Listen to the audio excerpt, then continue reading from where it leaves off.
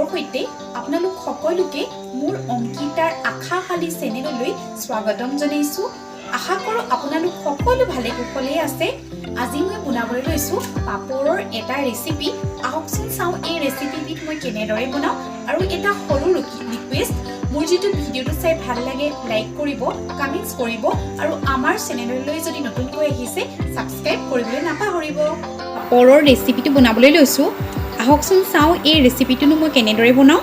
তাৰ বাবে আমাক প্ৰয়োজন হ'ব, মই এয়া আলু এনেকৈ বইল কৰি পিটিকা কৰি লৈছোঁ আৰু মই কেইটামান মটৰো দিছোঁ। আপোনালোকে ইচ্ছা কৰিলে মটৰ নিদিবও পাৰে, কিন্তু মটৰ কেইটামান দিলে খাবলৈ ভাল হয়।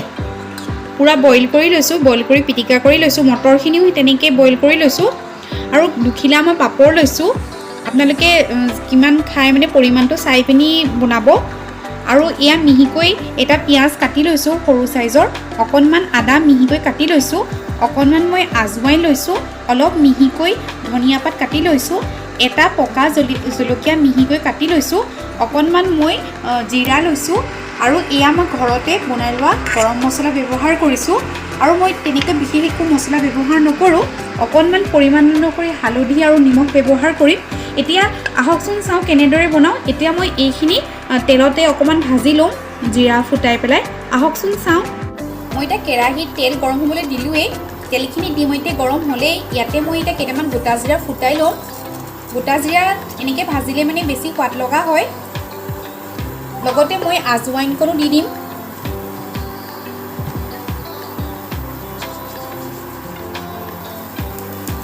এনেকৈ ভাঙি দিলে সুগন্ধৰ বাবে বেছি ভাল লাগে, বেছি সুগন্ধ আহে। ইয়াতে বেছি তেল ব্যৱহাৰ কৰিব নালাগে, অকণমান জাষ্ট আলুখিনি এনেকৈ ভাজি ল'লে ভাল লাগে বেছিকৈ খাই। পিঁয়াজো ৰঙচুৱাকৈ নাভাজিলেও হয়, অকণমান জাষ্ট ফ্ৰাই হ'ব লাগে। আৰু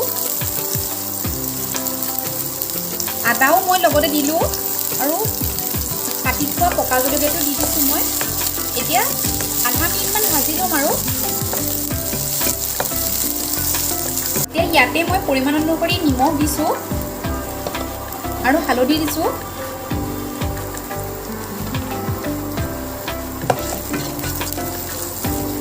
এতিয়া মই এই ঘৰতে বনাই লোৱা অলপমান গৰম মছলা দি দিছোঁ ইয়াতে। ইয়াত বেলেগ মছলা দিয়াৰ কোনো প্ৰয়োজনেই নাথাকে। এতিয়া মই আলুখিনি দি দিম।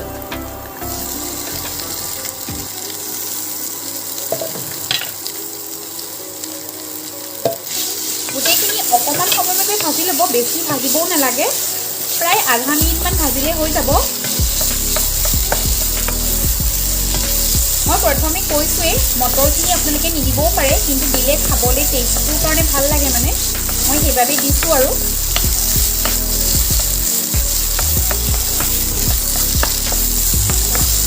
গোটেইখিনি মিক্স কৰি লৈছোঁ।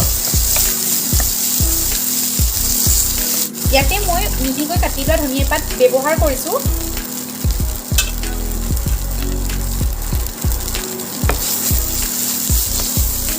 ইতিমধ্যে আমাৰ এয়া গোটেইখিনি হ'লেই মই এতিয়া বন্ধ কৰি দিছোঁ। আলুখিনি ভাজি হোৱাৰ পাছত মই এনেকৈ উলিয়াই ল'লোঁ এখন কাঁহীত, যাতে সোনকালে ঠাণ্ডা হয়। তাৰ পাছত মই এই পাপৰ দুখন এনেকৈ মাজে মাজে ফালি ল'লোঁ। আপোনালোকে যেনেকৈ সুবিধা হয় তেনেকৈ মানে ফালি ল'ব। মই এনেকৈ সুবিধাৰ বাবে এনেকৈ হেৰি কৰিলোঁ।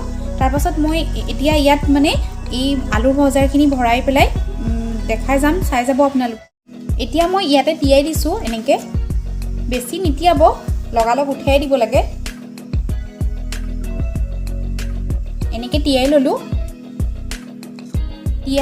তিয়াই পেলাই মানে পাপৰখন তিয়াই হোৱাৰ পাছত পানীখিনি অলপ নিগৰিবলৈ এনেধৰণে অকণমান দিব। এনেকৈ দিব অকণমান, যাতে পানীখিনি নিগৰি যায়, সোনকালে পাপৰখনো হেৰি হৈ শুকাই যায়। এতিয়া মই এনেকৈ এই আলুখিনি এনেকৈ দি দিছোঁ।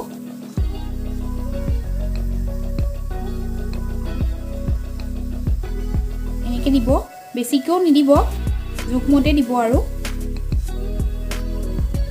এতিয়া আলুখিনি ভৰোৱাৰ হোৱাৰ পাছত এটা এনেকৈ মানে বন্ধ কৰি দিব। এতিয়া এই বন্ধ কৰি মানে য'ত বন্ধ কৰিব তাতে এনেকৈ এটা বেটাৰ মানে আটা পানী দি পেলাই এনেকৈ বেটাৰ এটা বনাই, যাতে মানে যোনটো মানে বন্ধ কৰে যাতে ফাটি নাযায় সেইভাবে এনেকৈ লগাই দিব যাতে মানে লাগি যায় আৰু বস্তুটো তেলত ফ্ৰাই কৰোঁতে যাতে ফাটি পেলাই আলুখিনি ওলাই নাহে সেইভাবে এনেধৰণে বেটাৰ বনাই লগাই দিব পাপৰখনত এতিয়া মই লগাই দিম বেছিও নহয় অলপ অলপ আৰু যেহেতু পাপৰখন টি আছে বেছি লগালেও মানে হেৰি হৈ যাব ন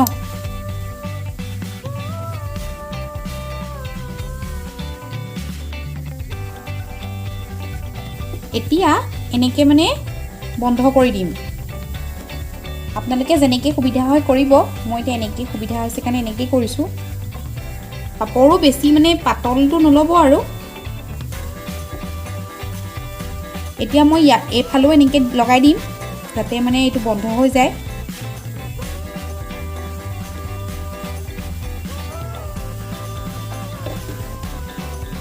তাৰপাছত এনেকৈ সাৱধানে এনেকৈ দিম আৰু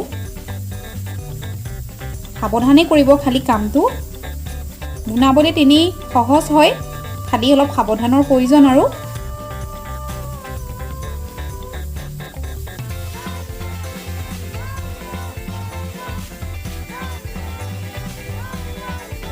এয়া দেখা পাইছে এতিয়া মোৰ হৈ গ'ল এখন তেনেই সাৱধানে এতিয়া মই থৈ দিম আৰু এনেকৈ বাকী থকা কেইখনো বনাই লৈছোঁ খালি আপোনালোকে পাপৰখন মানে পানীত তিয়াই হোৱাৰ পাছতে ডাইৰেক্ট মানে উঠাই দিব আৰু পানীখিনি অলপ সময় নিগৰাই ল'ব আৰু এটা কথা মই যে এনেকুৱা ষ্টেপত বনাইছোঁ আপোনালোকেও এনেকৈ বনাব সেইটো কথা নাই আপোনালোকৰ যেনেকৈ সুবিধা হয় তেনেকৈ কৰিব এতিয়া মই কেৰাহীত তেল গৰম হ'বলৈ তুলি দিলোঁৱেই এতিয়া মই যে পাপৰখিনি আলু ভৰাই লৈছিলোঁ সেয়া এনেকুৱা ধৰণৰ হ'ল এনেকৈ ভৰাই ল'লোঁ আপোনালোকে কামটো কৰোঁতে তেনেই সাৱধানে কৰিব আৰু অলপ ভজাৰ আগতে অলপ সময় মানে থৈ দিব যাতে মানে পানীখিনি শুকাই যায় নহবা ফাটি যোৱাৰ চান্স থাকে আৰু তেলখিনি বেছি গৰম হ'বলৈ নিদিব কম জুইত মানে বনাওঁতে এতিয়া এখন এখনকৈ ফ্ৰাই কৰি যাম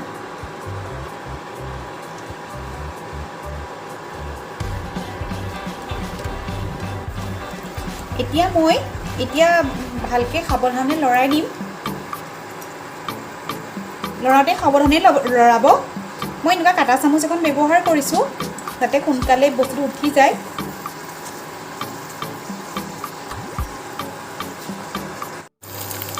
আকৌ এখন মই এনেকৈ ভাজি লৈছোঁ এইটো মই সৰু ষ্টেপত বনাইছোঁ প্ৰথমৰখন মই অলপ ডাঙৰকৈ বনাইছিলোঁ আপোনালোকে যেনেকুৱা ধৰণৰ ইচ্ছা হয় তেনেকুৱা ধৰণে বনাব